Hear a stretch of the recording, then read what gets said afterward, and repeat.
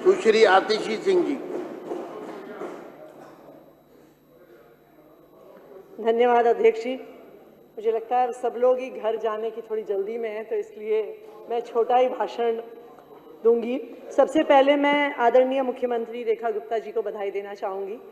वित्त मंत्री और मुख्यमंत्री होने के नाते जो आपने बजट पेश किया उसके लिए आपको बहुत बहुत बधाई। मैं पिछले कई दिन से आपको एक और मुद्दे पे भी बधाई देना चाह रही थी, उसका मौका नहीं मिला। एक गंगा जमनी तहजीब को आगे बढ़ाने के लिए आपने जो बयान दिया कुछ दिन पहले कि रमज़ान में राम और दिवाली में अली है, गंगा जमुना तहजीब की सच्ची बेटी होने का जो प्रमाण आपने दिल्ली वालों के सामने रखा है उसके लिए आपको बहुत बहुत बधाई। जो बजट अभी भारतीय जनता पार्टी की दिल्ली सरकार ने दिल्ली विधानसभा में रखा, उसको देख के ये समझ में आता है कि अक्सर मजाक में पार्टी को भारतीय जुमला पार्टी क्यों कहा जाता है। पहले तो बड़े बड़े जुमले मोदी जी करते थे कि 15 लाख लेके आएंगे, फिर थोड़े छोटे जुमले करने लगे कि दिल्ली की महिलाओं को 2500 रुपये देंगे। लेकिन इस बार भारतीय जनता पार्टी ने एक नई शुरुआत करी। सिर्फ वादों में जुमले नहीं किए, उस पर तो मैं आई जाऊंगी बाद में। इस बार पैसा कहां से आएगा बजट में, उस पर जुमलों की ऐतिहासिक शुरुआत दिल्ली में भारतीय जनता पार्टी की सरकार ने की है। टैक्स कहां से आएगा, राजस्व कहां से आएगा, उस पर झूठ झूठ और केवल झूठ। जब बजट से पिछले दिन इकोनॉमिक सर्वे प्रेजेंट नहीं हुआ तो मैं भी सोच रही थी कि आखिर क्यों नहीं हुआ, इसका क्या कारण था। यह आपकी बात सही है आशीष जी कि उसमें संविधान में नहीं लिखा कि आपको इकोनॉमिक सर्वे प्रस्तुत करना है, लेकिन 1951 से बजट में इकोनॉमिक सर्वे की शुरुआत हो गई। 1964 से उसको अलग डॉक्यूमेंट बना के 51 से 64 तक वो बजट का हिस्सा होता था। 64 के बाद से उसको बजट से पिछले दिन प्रस्तुत किया जाता था। क्योंकि जो इकोनॉमिक सर्वे होता है वो इकोनॉमी के ट्रेंड्स बताता है कि रियल एस्टेट सेक्टर कैसे बढ़ेगा, सर्विस सेक्टर कैसे बढ़ेगा, व्यापार कैसे बढ़ेगा। उसी के आधार पे एक जीडीपी ग्रोथ के प्रोजेक्शंस होते हैं। आप गवर्नमेंट ऑफ इंडिया का भी इकोनॉमिक सर्वे जो निर्मला सीतारमण जी ने रखा वो जीडीपी ग्रोथ के 6.5% के प्रोजेक्शंस बता रहा है, और उसी के आधार पे कितना टैक्स आने वाले सालों में आएगा उस इकोनॉमिक ग्रोथ के प्रोजेक्शंस के आधार पर डिसाइड किया जाता है। तो जब इकोनॉमिक सर्वे नहीं आया तो मैं सोच रही थी उस दिन कि क्यों नहीं आया, पर जिस दिन बजट के आंकड़े देखे कि कितना प्रोजेक्टेड टैक्स रेवेन्यू है 68,700 करोड़ का, तो मुझे समझ में आ गया कि इकोनॉमिक सर्वे इसलिए नहीं आया।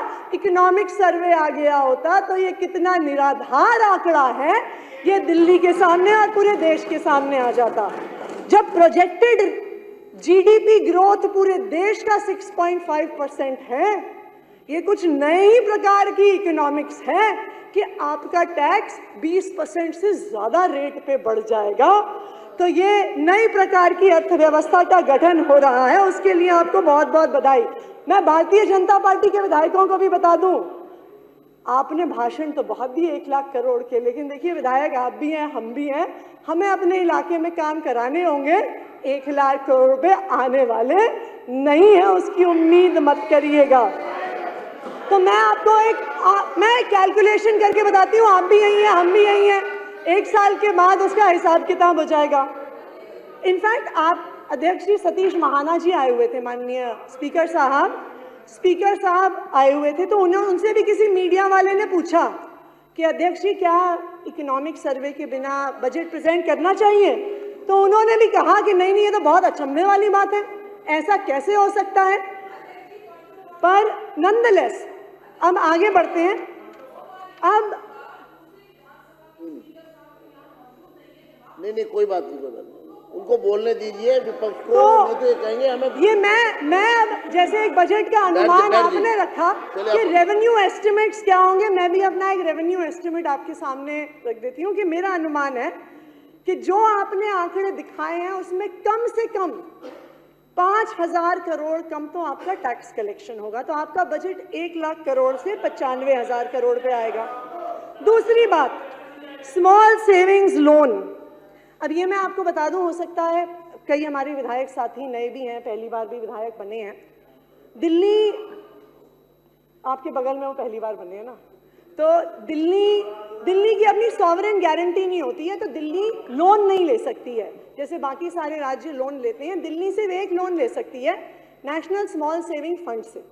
उसका आधार क्या होता है कि जैसे जो पोस्ट ऑफिस में पैसा डालता है, पीपीएफ में पैसा डालते हैं, जितना पैसा दिल्ली के लोगों ने उस स्मॉल सेविंग्स में डाला होता है, उतना लोन दिल्ली की सरकार small NSSF loan, national small saving fund से ले सकती है। अब आपने 50% या 100%, दोनों ही हो सकता है, तो आपने उसका आंकड़ा दिखाया है कि 15,000 करोड़ हम नेशनल स्मॉल सेविंग फंड से लेंगे। तो अगर आप कह रहे हैं कि 50% ले सकते हैं, तो 30,000 करोड़ कम से कम नेशनल स्मॉल सेविंग फंड में होने चाहिए। लेकिन अगर आप ये राज्यसभा में पंकज चौधरी जी, जो minister of state for finance हैं, 2023 तक के आंकड़े उन्होंने प्रस्तुत किए थे साल भर पहले राज्यसभा में, तो उन्होंने बिल्कुल साफ कर दिया था कि स्मॉल सेविंग्स में जो पैसा जा रहा है वो लगातार घटता जा रहा है। दिल्ली में तो बहुत ही स्पीड से घट रहा है। दिल्ली में ये स्मॉल सेविंग्स फंड तकरीबन 10,000 करोड़ का होता था, 2020-21 तक 8,000 करोड़ पहुंच गया, 2023 के अंत तक ये मात्र 5,000 करोड़ रह गया। तो आप तकरीबन 2,500 करोड़ का, या हो सकता है 3,000 बहुत हो गया, तो 5,000 करोड़ का आप लोन ले सकते हैं। 15,000 करोड़ के लोन का आंकड़ा बिल्कुल फर्जी है। तो आपका बजट 95,000 करोड़ से 85,000 करोड़ पे आ गया। फिर कहा जी कि हम समन्वय से काम करेंगे, केंद्र सरकार पैसा देगी। मैंने सोचा बहुत अच्छी बात है, हो सकता है हमसे तो नहीं बनती थी तो हमें नहीं देते थे। इनफैक्ट हमें तो जो 951 करोड़ कागज पे भी मिलते थे, वो भी पिछले 2 साल से आए नहीं थे। कागज पे आए थे पर हमारे पास आए नहीं थे। तो मैंने सोचा कि चलिए बहुत अच्छी बात है, हो सकता है कि जिस तरह से मोदी जी अपनी सरकार को बचाने के लिए बिहार की सरकार को, में नीतीश जी को पैसा दे रहे हैं, आंध्र प्रदेश की सरकार में चंद्रबाबू नायडू जी को पैसा दे रहे हैं, हो सकता है कि दिल्ली में अब उनकी पार्टी की सरकार बनी है, दिल्ली में भी देंगे।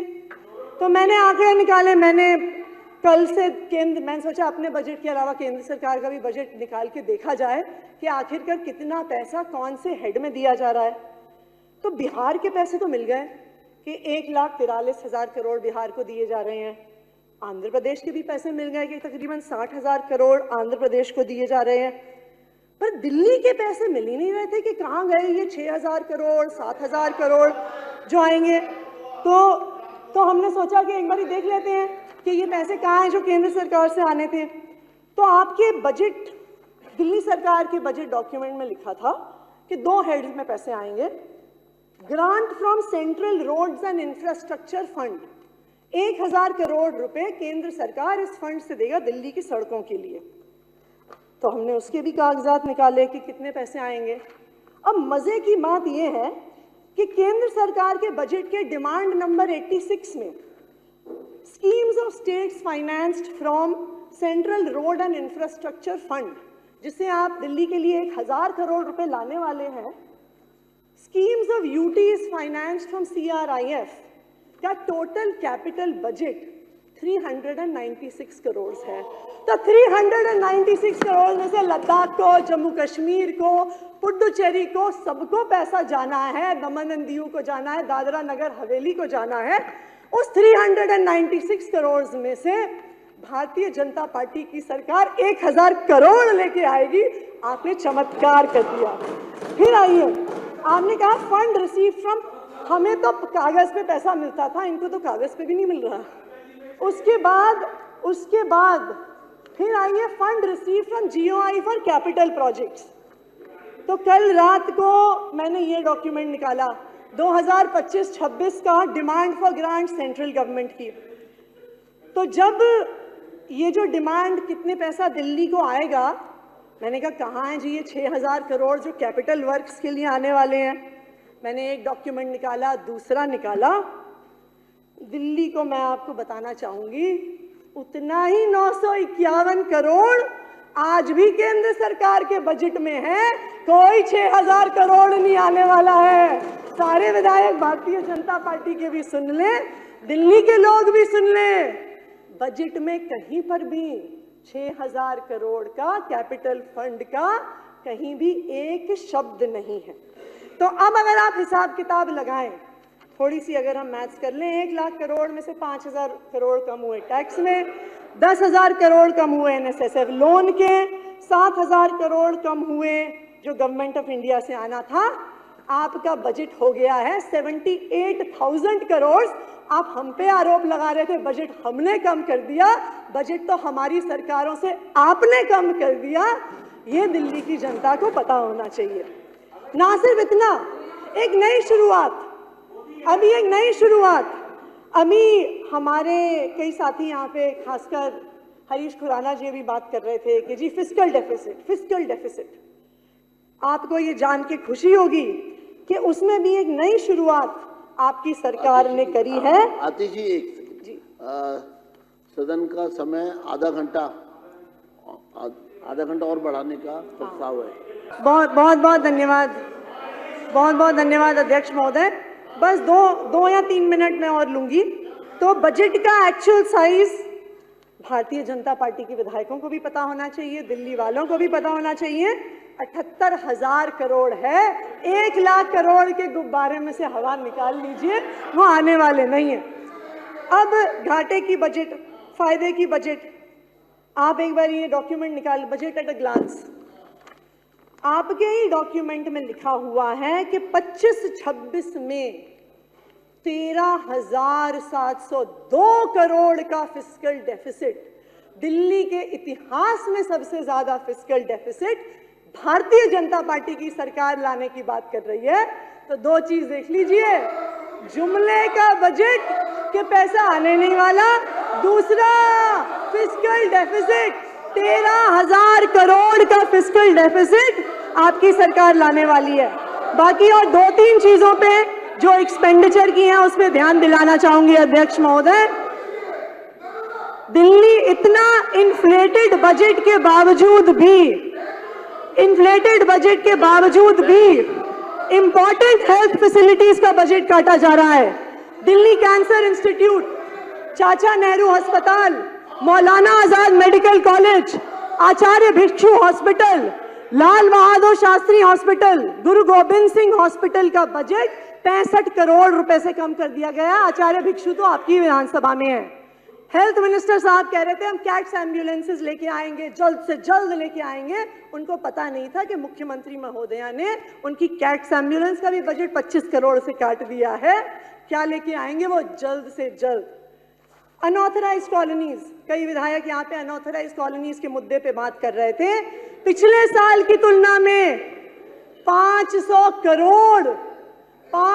करोड़ बजट कम हुआ है अनऑथराइज्ड कॉलोनीज में गलियां बनने के लिए, सीवर लाइन डलने के लिए, पानी की लाइनें डलने के लिए।